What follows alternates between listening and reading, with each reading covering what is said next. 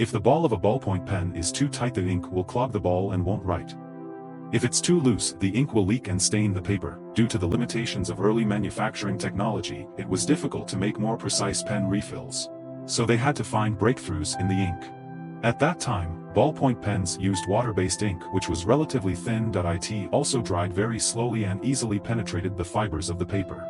Since water-based ink needs to rely on gravity to flow to the surface of the ball, writing is affected by the angle of the pen. So they tried switching to oil-based ink, which is thicker. Not only can it dry quickly, but it also doesn't penetrate the surface of the paper. Moreover, when the refill is made very thin, the ink will be drawn to the refill by a mysterious force without relying on gravity. This phenomenon is called capillary action. Trees absorb water upwards using this principle.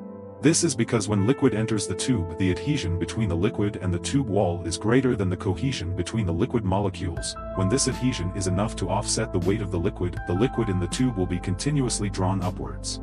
Under the action of capillary force, the ballpoint pen is no longer restricted by angle. Moreover, this natural force can smoothly push the ink to the ball, allowing the ballpoint pen to draw beautiful lines. The ink of the ballpoint pen uses a special formula ensuring smoother writing lines. The ink is actively drawn to the stainless steel ball tip. The processing accuracy of the steel ball is very high. During rolling, it evenly applies the ink to the paper. When you stop writing, the ball sinks to form a seal, preventing ink from leaking from the bottom. Although this is a genius design, the cost of such ballpoint pens is still high. In order to mass produce, it needs to be designed into a simple and practical structure. In the 19th century, Swiss watchmaking was already very advanced. They could mass produce tiny steel balls with a precision of 0.8 millimeters. The pen case abandoned metal materials in favor of plastic pen cases mass-produced by injection molding machines, leading to a drastic reduction in cost. It's hard to imagine that the first mass-produced ballpoint pens were almost identical in design to today's ballpoint pens. They have no moving parts, springs, or any complex mechanical parts.